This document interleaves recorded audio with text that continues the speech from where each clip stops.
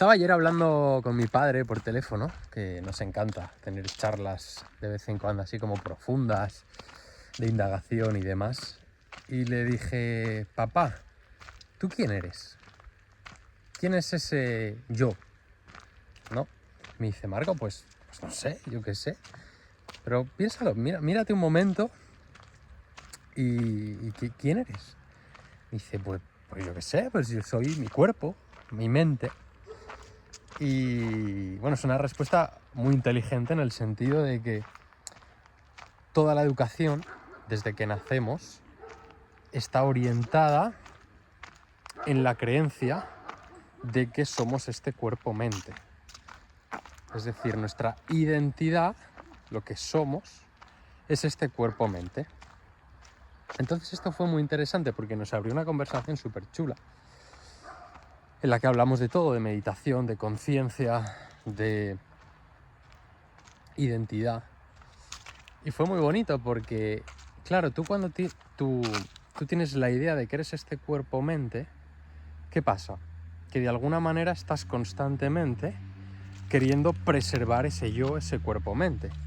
Entonces, cuando en lo externo, a ti, en el mundo, las circunstancias, los demás, cuando las cosas de lo de fuera son favorables, supuestamente, para ese yo, uno está contento. Sin embargo, cuando las cosas que pasan allá afuera en principio son peligrosas o negativas para ese supuesto yo, para ese cuerpo-mente, nos ponemos tristes, apáticos, enfadados o con miedo y nos protegemos y nos acorazamos o huimos, los diferentes mecanismos psicológicos, ¿no? Entonces, ¿qué pasa? Que la vida es una esclavitud constante en la que persigues aquello que favorece al yo y escapas de aquello que de alguna manera pone en cuestión o en peligro al yo. Y claro, se queda así como el hombre. Coño, pues sí, pues tiene sentido, es verdad. Desde este paradigma, desde la creencia del yo, el ego, que se ha hablado de ello en todas las tradiciones espirituales, pues vives en una esclavitud constante y esta es la clave, familia, eres dependiente de lo que pasa afuera. Si lo que pasa afuera te gusta, contento. Si lo que pasa afuera no te gusta, descontento. Resumiendo mucho, toda la gama emocional, pues son esos mecanismos operando en el cual constantemente ese yo está como en peligro y en carencia y necesidad y persigue ciertas cosas y escapa de otras. Yo le dije, estábamos hablando y dice, bueno, Marco, vale, ¿qué hacemos, no? Porque tal. Y digo, bueno, pues fíjate, todo el trabajo que llevo haciendo los últimos años y bueno, y las personas que acompaño y demás. Y que él también, porque él ha empezado a meditar desde hace tiempo y además creo que tiene un gran talento para ello, solo que no lo ejerce, o sea, no lo lleva a cabo como rutina diaria. Pero el tío cuando se pone llega a unos estados de conexión brutales. Pero el caso, yo le aprovechaba, que ya tiene algo de experiencia en el mundo de la meditación, y digo, papá, ¿tú te das cuenta que cuando estás meditando, tu atención ya no es tanto en ese yo, sino que tu capacidad de ampliar tu atención es cada vez mayor? Es decir, ya no hay ya no le das, cuando estás en meditación, el eje de referencia no es el cuerpo-mente, porque tu atención se amplía y aparecen los sonidos, aparecen las sensaciones del cuerpo, aparecen pensamientos, aparecen emociones. Es como que tú, en meditación, te das cuenta que hay una especie de pantalla donde aparece todo el mundo de la experiencia. Dentro de esa experiencia o existencia, pues que está tanto tu cuerpo como las cosas supuestamente externas al cuerpo.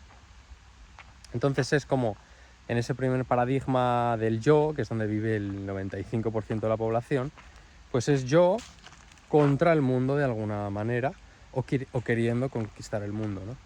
En este nuevo paradigma es como que hay un observador, en el paradigma espiritual si quieres, hay como un observador donde aparece toda la existencia y toda la experiencia humana, donde entra tanto tu propio cuerpo como las demás personas, como las experiencias más externas, si quieres, ¿no? Por ejemplo, ahora mismo, pues yo me doy cuenta de las ideas que me van viniendo, de las palabras que están sonando, de que estoy con el móvil en la mano, de que están las hojas moviéndose. Es decir, hay un observador y en ese observador aparece tanto mi cuerpo, entre comillas, como mis pensamientos, como mis sensaciones, como mis emociones.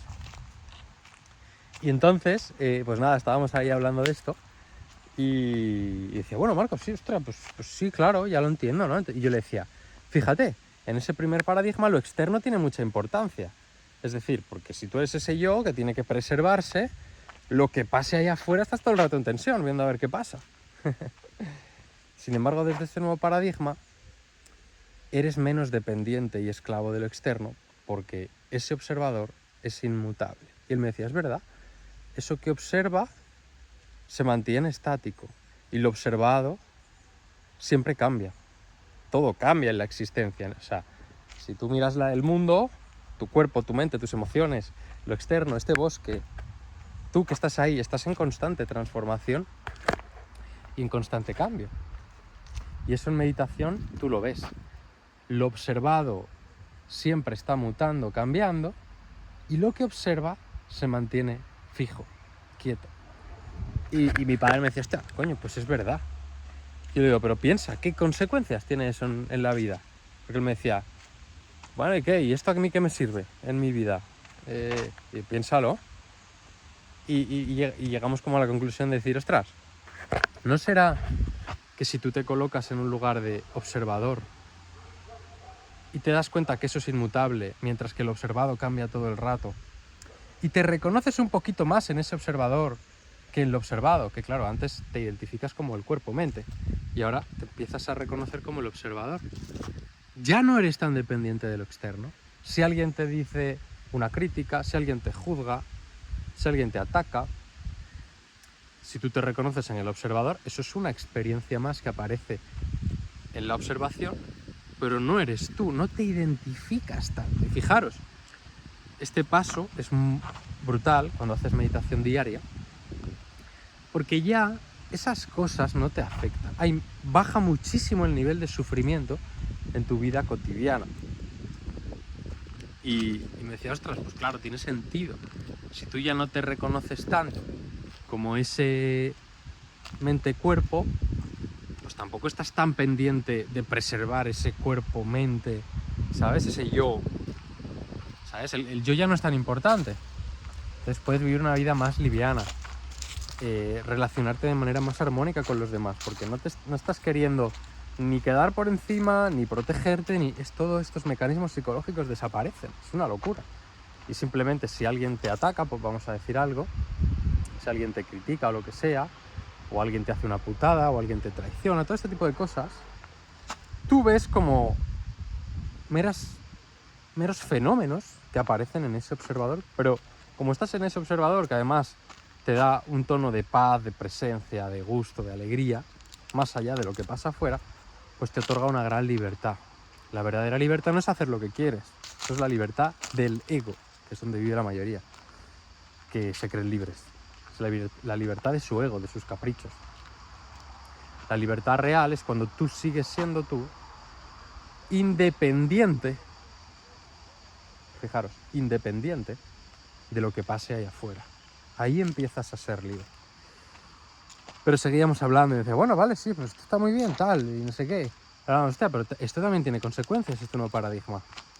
Sí que es verdad que hay una mayor paz y uno vive mejor, pero si tú te identificas con ese observador, con esa pantalla donde toda la existencia aparece, y te quedas ahí, aparece el ego espiritual, que es juzgar lo material, juzgar lo mundano, juzgar las cosas del mundo.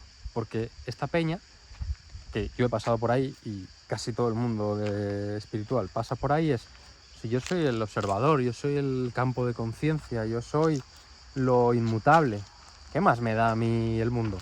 Pues esas personas tienden a la apatía, a juzgar lo material, el dinero, y no participan plenamente en la vida. Se quedan un poco modo ameba, modo monje, y no terminan de arrancar en la existencia. Entonces dices, coño, desde el primer paradigma todos son conflictos porque vivo desde el yo, estoy todo el rato con miedo y deseo, ¿no? Lo que dijo Buda, escapar del miedo y el deseo. En el segundo paradigma ya no estás ahí, en ese miedo y deseo, pero entras un poco en una apatía de decir, ¿para qué? ¿Para qué me voy a meter en la locura del mundo si yo estoy aquí muy bien, en mi remanso de paz, meditando, y me voy al monte y ya está? Esto en realidad es es como un gran paso a nivel espiritual, a nivel interno, pero todavía denota una falta de integración, porque el siguiente paso, que de hecho es como el más difícil de expresar con palabras, porque las palabras no alcanzan, es cuando tanto ese observador como lo observado se convierten en la misma cosa. Es descubrir que nunca ha habido una separación, cosa que ya dijo Jesús: yo y el Padre somos uno. Nunca ha habido una separación, ¿sabes? Las religiones actualmente, que se viven de manera, no sé cómo poner para que no me dé el sol, ahí en la pantalla, se viven de manera muy infantil. Está Dios ahí arriba, es enorme, gigante, magnánimo, omnipotente, omnisciente, todo esto, y yo soy una cosa chiquitita. Pero Jesús lo que dijo es: yo y el Padre somos uno, somos la misma cosa, no hay separación. Y es un poco esto, que ese observador y lo observado en realidad son la misma cosa. Y este es el punto clave: pasar de la dualidad. La primera dualidad es la dualidad del ego, y la segunda dualidad es la dualidad espiritual, que sigue siendo ego espiritual. Y la unidad real, familia, es cuando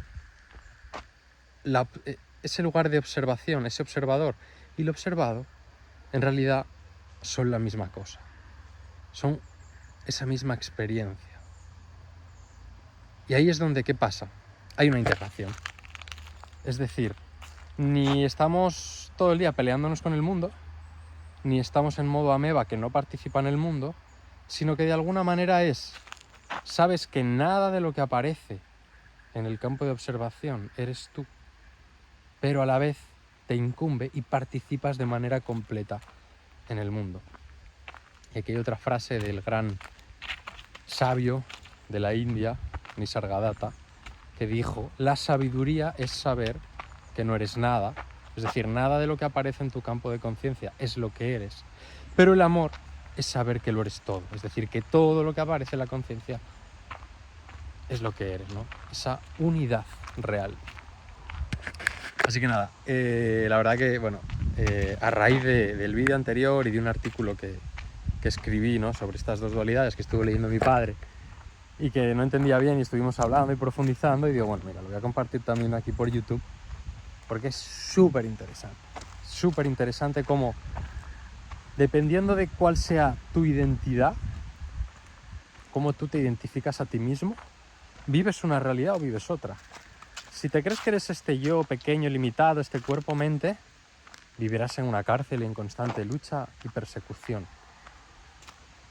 viviendo momentos de miedo, de parálisis, de tristeza, de apatía, y momentos de perseguir, querer alcanzar, que en el fondo son la misma carencia, ¿no? Cuando vas haciendo este trabajo de observación, normalmente, es una etapa, ¿no?, del camino, te empiezas a identificar ya con otra cosa más elevada, entre comillas, más sutil, que es el observador. Pero eso te lleva al ego espiritual y a la apatía. Entonces el siguiente paso es la integración de esencia, podríamos decir que es ese observador, y existencia, que podemos decir que es lo observado. Pues no te identificas con nada, pero te involucras completamente en la vida. Y eso es una espiritualidad práctica, real, verdadera. Que, os digo, si estás escuchando esto, el acceso a esta información la tiene el 0,0001% de la población a lo largo de toda la historia de la humanidad. Y luego, que la hayan aplicado en su vida, pues añádele unos cuantos ceros. Es algo muy poderoso, es lo que los grandes avatares a lo largo de la historia nos han transmitido, pero que realmente muy poquitas personas se han dedicado a entenderlo en profundidad y a vivir desde ahí, ¿no? Que es un poco el trabajo que hacemos en Ser Salvaje, es aprender a que todas estas cosas apliquen en nuestro día a día. Entonces, ¿qué pasa? Que esto tiene consecuencias, Vivir desde un lado, vivir desde el otro tiene consecuencias. Y cuando aprendes a vivir desde esta unidad real, pues es que la vida se convierte en una maravilla. Sientes que no te falta nada. Tú imagínate esa sensación. No me falta nada, pero participo plenamente en la vida, en mis relaciones, en el cuidado de mi cuerpo, de mi físico, de mi apariencia, de mis finanzas, de mis negocios, de cosas que me apasionan. Porque el espiritual muchas veces es esto, descuida su cuerpo, su cuidado físico, su ropa, ve que montar negocios y que el dinero es algo negativo. Entonces cada paradigma mental que tú tengas tiene unas consecuencias en tu vida. Así que si quieres aprender este proceso apasionante que empieza a través de la meditación, pero que luego lo importante es aprender a implementar esto en nuestro día a día, con nuestras relaciones, con nuestra pareja, con nuestros amigos, con nuestros proyectos, pues es el trabajo que hacemos en Ser Salvaje. En Ser Salvaje, el acompañamiento que estoy haciendo ahora con las personas es un trabajo físico. Trabajamos la energía a través del entrenamiento porque es importante el cuidado del cuerpo, cosa que los espirituales no hacen.